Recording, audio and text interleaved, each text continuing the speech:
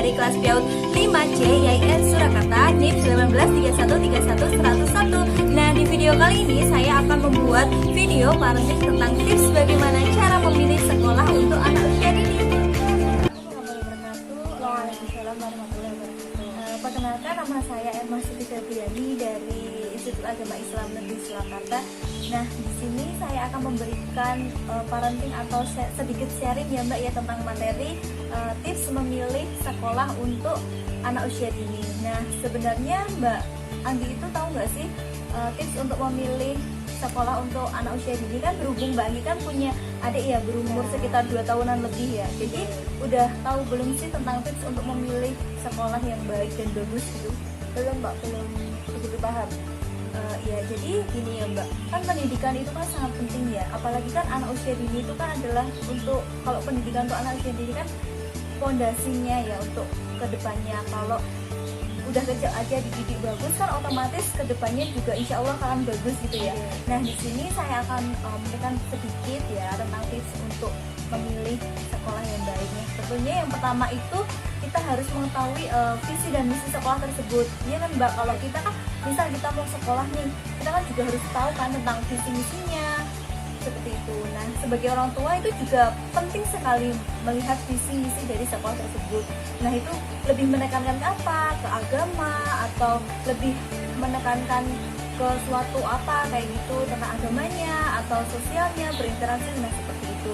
Nah, kemudian yang kedua itu kita juga harus mengetahui tentang kurikulumnya terlebih dahulu.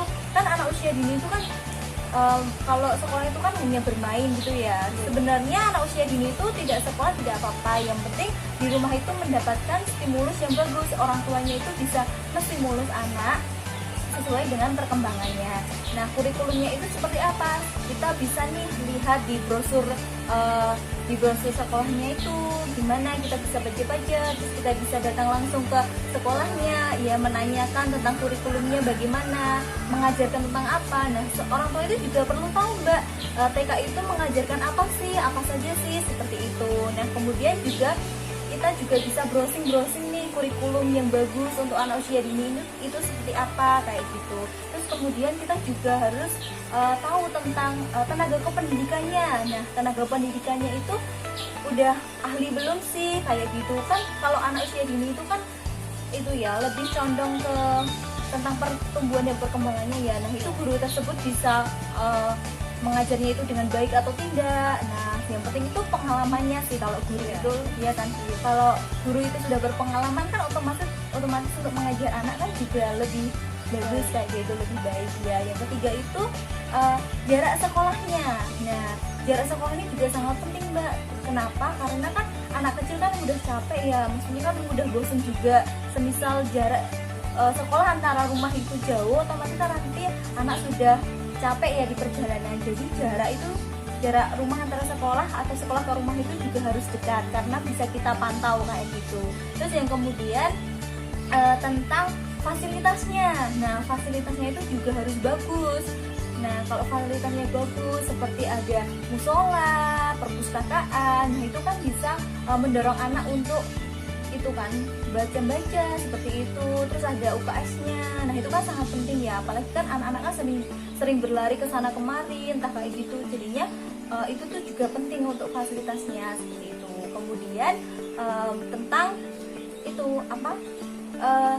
Lingkungan sosialnya. Nah, lingkungan sosialnya kayak sekolah itu tuh harus lingkungannya bersih, nyaman kayak gitu biar anak itu kalau sekolah itu juga senang. Kemudian kan itu tadi ya Mbak, lingkungan yang kondusif. Nah, lingkungan yang kondusif itu juga sangat penting. Kita harus tahu sih di situ TK tersebut ada bullying atau enggak seperti itu. Terus ada ancaman atau bahaya atau enggak. Nah, itu juga sangat diperlukan karena kalau untuk anak usia dini kalau dibully kayak gitu kan juga dia kan juga akan merasa gitu ya, merasa nanti nggak mau sekolah lagi.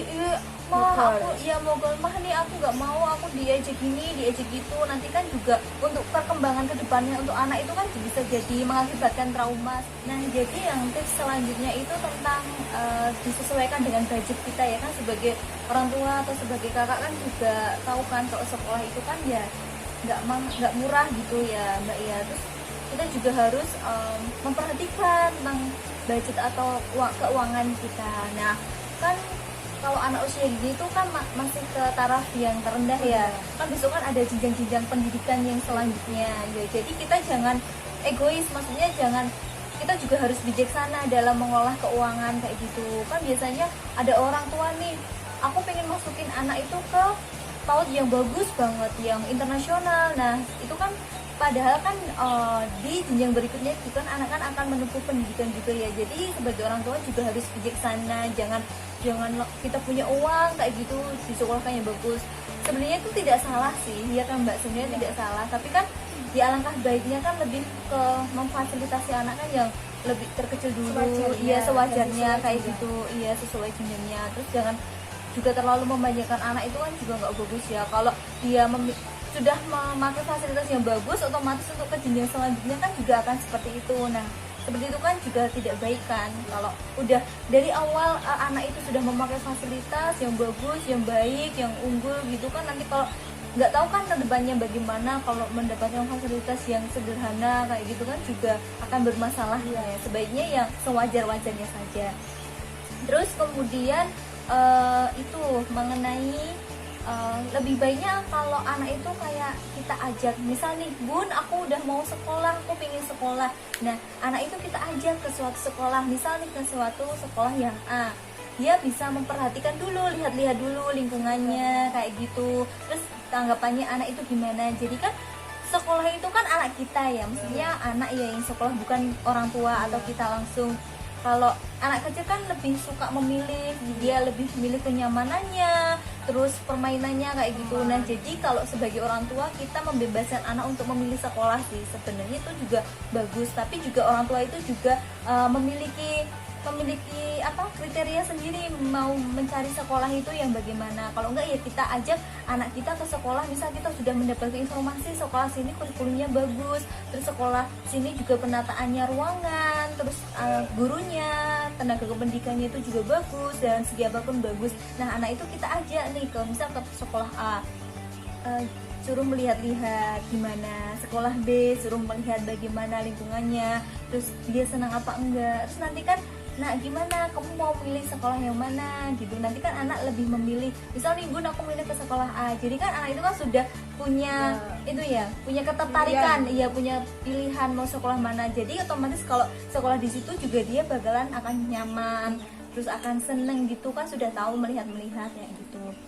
Mungkin dari penjelasan saya ada yang ingin ditanyakan Mbak mengenai tips memilih untuk sekolah yang bagus dan baik untuk PAUD? Ada Mbak, yang pertama itu yang awal tadi, kalau kita kan sebagai orang awam ya nggak tahu, dan nanti gimana caranya kita itu agar bisa mendapatkan informasi tentang sekolah tersebut, visi-misinya ataupun yang lain-lainnya. Oh iya, nah tadi kan sudah saya jelaskan, yaitu nanti kita juga bisa datang langsung ke sekolahannya, misal kita berdialog sama tenaga kependidikannya di sana. Nanti kan kita juga tahu akan mendapatkan informasi seperti apa. Mungkin nanti akan dijelaskan tentang kurikulumnya, bagaimana. Terus kita juga bisa membandingkan antara satu sekolah ke sekolah lain. Jadi kita bisa datang langsung ke sekolah. Misal kita nggak datang langsung cuma satu sekolah, kita bisa datang langsung ke beberapa sekolah tadi. Nanti kita sebagai orang tua juga bisa membandingkan, oh ternyata sekolah A nih kayak gini, sekolah B kayak gini, seperti itu sih Mbak. Jadinya informasi itu sebenarnya mudah sekali ya didapat. Misal kita punya tetangga nih menyarankan, Mbak sekolah di sana aja anaknya bagus loh, anak aku aja sudah bisa baca nih, udah bisa nulis, padahal masih TK A kayak gitu. Nah itu kan juga jadi pertimbangan kita kan juga dapat informasi, oh iya ternyata sekolah ini udah ada buktinya nih anaknya udah pintar kayak gitu kan. Meskipun perkembangan anak itu berbeda-beda, tapi kan kalau udah ada yang banyak, ternyata sekolah sana udah kelas ini udah bisa membaca berapa persen kayak gitu.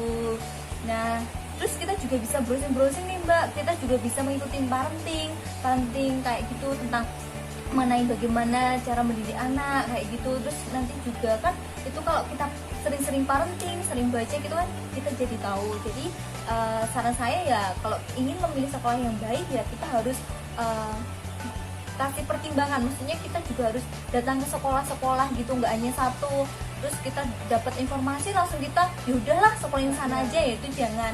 Sebagai orang tua yang bijak kan juga harus memilih yang terbaik kan buat anaknya. Jadi ya kita lebih ke langsung datang ke sekolahannya itu juga lebih baik, dan kita kan juga bisa ngobrol gitu ya sama teman. Baik Mbak, terima kasih untuk waktu yang telah diluangkan. Semoga apa yang saya berikan, apa yang saya informasikan ke Mbak dapat bermanfaat ya.